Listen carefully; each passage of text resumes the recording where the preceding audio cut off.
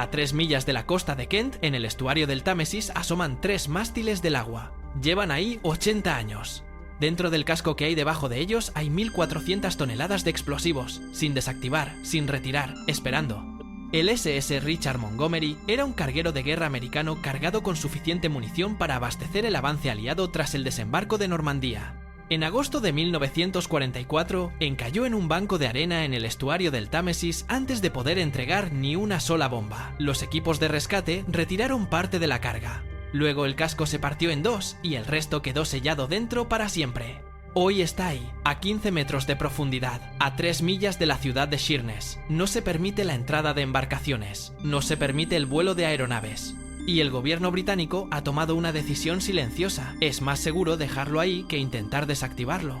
En este video voy a explicar cómo llegó el Richard Montgomery a ese banco de arena, por qué nadie ha vuelto nunca a retirar los explosivos y qué pasaría exactamente si algún día explota. Para entender por qué está ahí, primero hay que entender lo que era.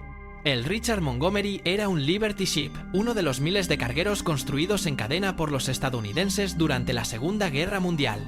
El programa fue uno de los mayores esfuerzos industriales de la historia. Los astilleros americanos llegaron a construir uno de estos barcos cada 4 días. No eran elegantes ni sofisticados, eran funcionales. Barcos de guerra para un mundo en guerra.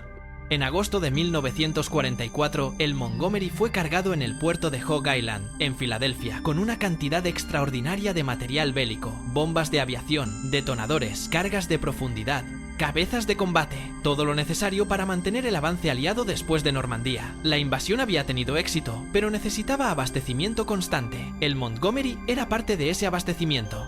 El 20 de agosto de 1944, el barco llegó al estuario del Támesis y ancló en el fondeo de Great North, a la espera de instrucciones para continuar. Era un lugar habitual para barcos que esperaban entrar en el Támesis o ser dirigidos a otro destino. El Montgomery se unió a la cola. Y ahí empezó el problema. Por razones que todavía hoy se discuten, el barco fue anclado en una posición que resultó ser demasiado cercana a un banco de arena llamado Noresand. Hay versiones distintas sobre por qué ocurrió, si fue un error de posicionamiento, si la marea fue peor de lo esperado, si las instrucciones al capitán fueron incorrectas. Lo que sí es cierto es que el 20 de agosto, el casco del Richard Montgomery tocó fondo. Los equipos de salvamento llegaron rápidamente. Durante los días siguientes intentaron reflotar el barco, primero aligerando la carga. Retiraron una parte significativa del material explosivo, lo suficiente para dar cierta esperanza, pero era demasiado tarde. El 25 de agosto, el casco cedió y se partió en dos. El material que quedaba dentro, aproximadamente la mitad de la carga original, quedó sellado en los restos del barco a medida que el casco se hundía en el banco de arena. Los que lo dejaron ahí calcularon que sería una situación temporal, que alguien volvería a terminarlo, que los explosivos serían retirados en los meses siguientes. Nadie volvió. Este es el punto que más me sorprendió cuando investigué este tema. No hubo ninguna catástrofe que impidiera volver, no hubo ninguna decisión dramática de abandonar el barco, simplemente la guerra continuó, las prioridades cambiaron. Los barcos, los buzos y los recursos fueron necesarios en otro lugar, y el Richard Montgomery fue quedando en segundo plano, semana tras semana, hasta que se convirtió en un problema para después. Después no llegó nunca. Cuando terminó la guerra, el coste y la complejidad de retirar los explosivos ya era mucho mayor. El casco llevaba meses deteriorándose en el agua salada. Los explosivos estaban húmedos, enterrados bajo el sedimento, difíciles de acceder. Y entonces surgió otro problema que nadie había considerado del todo en 1944, la estabilidad de los explosivos. Los explosivos envejecen, y a veces cuando envejecen se vuelven más peligrosos, no menos. Los detonadores, los fulminantes, la nitrocelulosa, ciertos componentes de las bombas de aviación, todos estos materiales pueden volverse más inestables con el paso del tiempo y la exposición a la humedad. No siempre, no necesariamente, pero la posibilidad existe. Y eso significa que cualquier operación de rescate no solo tiene que lidiar con 1.400 toneladas de explosivos, sino con 1.400 toneladas de explosivos, cuya estabilidad nadie puede garantizar completamente. El gobierno británico encargó estudios en la década de los 70, en los 90, en los 2000. Todos llegaron a la misma conclusión básica: retirar los explosivos es técnicamente posible, pero los riesgos son muy altos y el coste sería enorme, y en cada ocasión la decisión fue la misma: dejarlo. No por negligencia, por cálculo. Hoy, en torno al Richard Montgomery, hay una zona de exclusión de 250 metros de radio. Ningún barco puede acercarse. La Agencia Marítima y de Guardacostas del Reino Unido monitoriza el pecio regularmente con sonar y con drones subacuáticos, midiendo el estado del casco, la posición de los restos, cualquier cambio en la estructura. El casco sigue hundiéndose lentamente en el banco de arena. Los 3 mástiles que asoman del agua son la parte más visible de algo mucho mayor debajo de la superficie, y debajo de esa superficie las bombas siguen ahí. En 2022, el gobierno británico llevó a cabo una operación menor pero significativa. Retiró los mástiles. No los explosivos, solo los mástiles, que se habían convertido en un riesgo para la navegación aérea. Fue una operación de 18 meses, meticulosamente planificada, con protocolos de emergencia para cada fase. Tardaron 1 año y medio en retirar 3 palos de metal. Eso da una idea de lo delicado que es trabajar en cualquier cosa relacionada con este barco. La pregunta más obvia, la que todo el mundo hace cuando escucha esta historia, es la siguiente: ¿qué pasa si explota? Y la respuesta es donde la historia se vuelve verdaderamente incómoda. El New Scientist publicó en 2004 un análisis sobre el Richard Montgomery que calculó el efecto de una detonación completa de toda la carga. Los resultados fueron, en la palabra exacta que usaron, espectaculares. Una detonación simultánea de 1.400 toneladas de explosivos en el estuario del Támesis generaría una columna de agua de 300 metros de altura. La onda de choque sería equivalente a un pequeño terremoto. Las ventanas de Sheerness a 3 millas de distancia probablemente se romperían. La onda expansiva llegaría hasta Londres. Lo más importante, sin embargo, no sería la explosión en sí misma, sería lo que vendría después, el maremoto.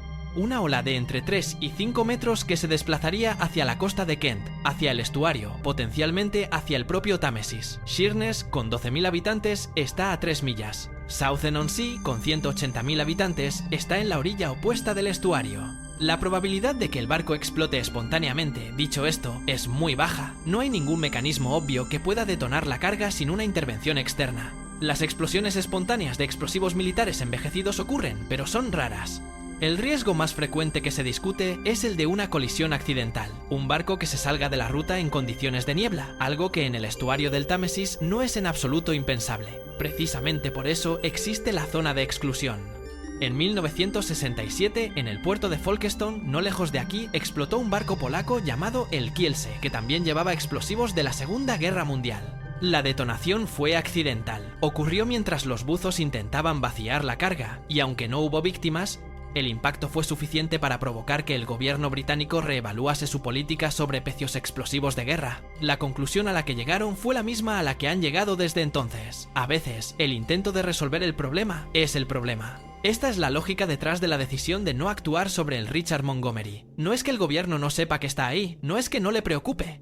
Es que después de 80 años de estudios, análisis y deliberaciones, la conclusión a la que han llegado una y otra vez es que el riesgo de intentar retirar los explosivos es mayor que el riesgo de dejarlos donde están. Es el mismo razonamiento que aplicó la Marina Americana con el USS Arizona en Pearl Harbor. Es el mismo razonamiento que hay detrás de la decisión de no intentar llegar a los depósitos de combustible del Bismarck. A veces, la respuesta más responsable a un peligro es reconocer que intervenir podría hacer las cosas mucho peores.